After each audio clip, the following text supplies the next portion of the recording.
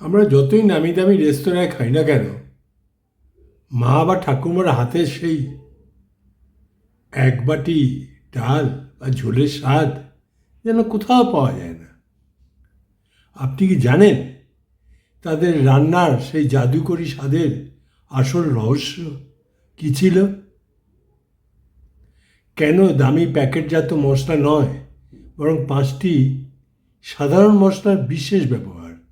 আজকের ভিডিওতে আমি আপনাদের সেই 5টি গোপন মশলার সিক্রেট এবং ব্যবহারের সঠিক নিয়ম জানাবো, যা আপনার সাধারণ রান্নাকেও অসাধারণ করে তুলবে। নমস্কার, আমার ইউটিউব এবং ফেসবুক চ্যানেলে আপনাদের সবাইকে স্বাগত জানাই।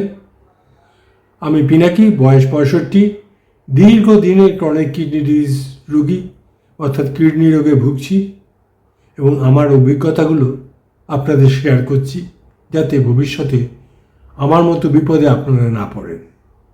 তাই ভিডিওটা শেষ অবধি দেখবেন, প্লিজ স্কিপ করবেন না। শুরু করছি আজকের টপিকস।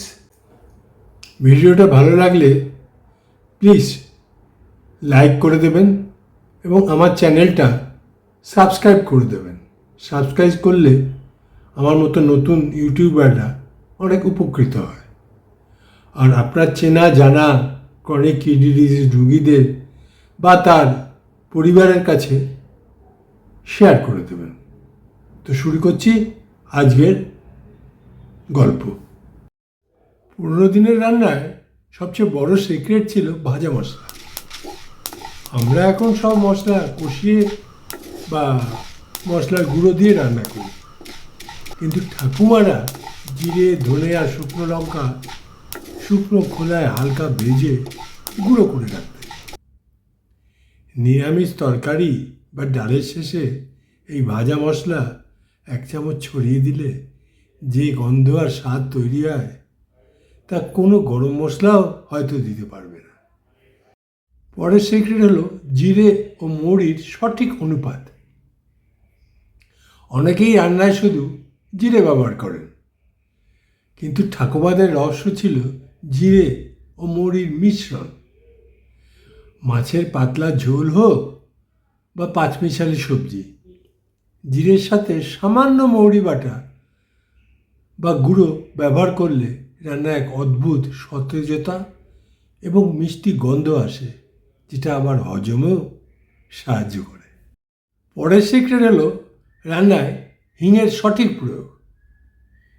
নিরামিষ রান্নায় পেঁয়াজ রসুন ছাড়া সাধারণত ঠাকুমারা ব্যবহার করতেন হিং, কিন্তু সেই হিং সরাসরি তেলে না দিয়ে সামান্য ঈষদুষ্ণ জলে গুলে রান্নার মাঝামাঝি সময় দিয়ে দেখুন, তরকারির রং এবং স্বাদ দুই বদলে যাবে।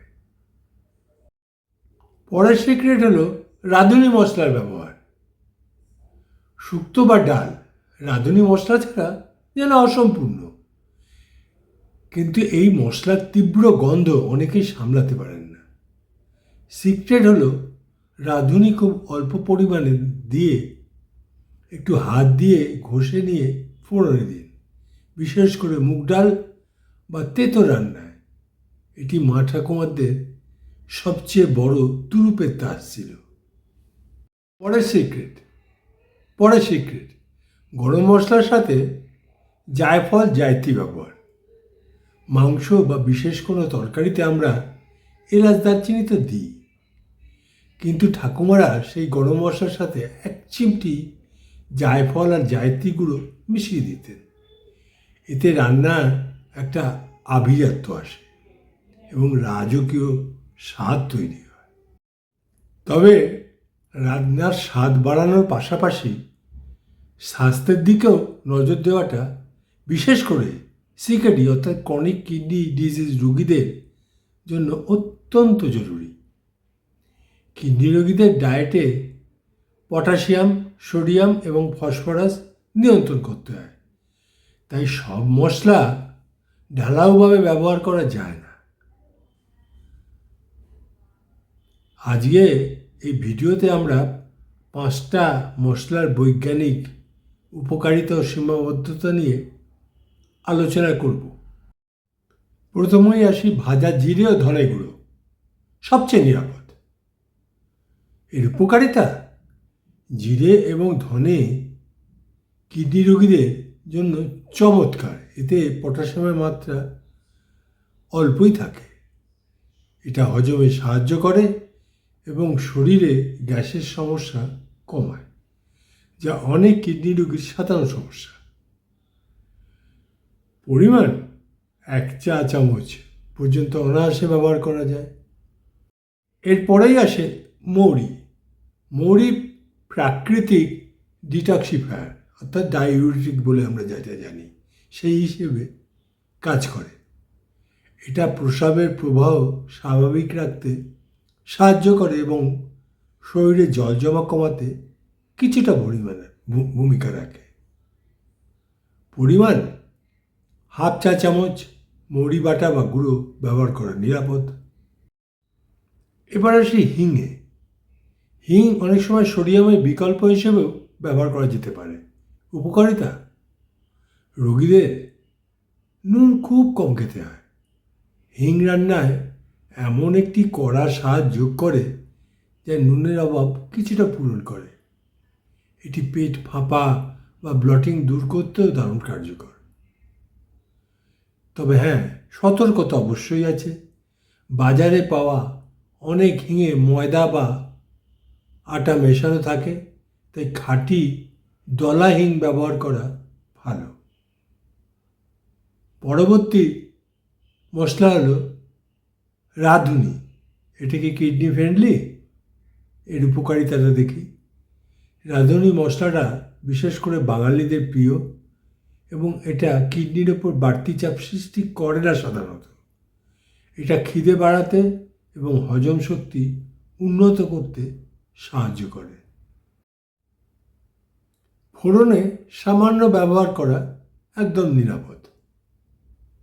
এরপর আসি গরম মশলা, জায়ফল ও জায়ত্রী। এখানে কিন্তু সাবধানতা জরুরি। এলাচ ও দারচিনি অ্যান্টিঅক্সিডেন্টে ভরপুর, কিন্তু জায়ফল ও জায়ত্রী খুব উগ্র মশলা। ক্রনিক কিডনি ডিজিজ রোগীদের ক্ষেত্রে এগুলো খুব সামান্য, অর্থাৎ 1 চিমটেরও কম ব্যবহার করা উচিত। বেশি ব্যবহারে শরীরের তাপমাত্রা বা মেটাবলিজমে চাপ পড়তে পারে।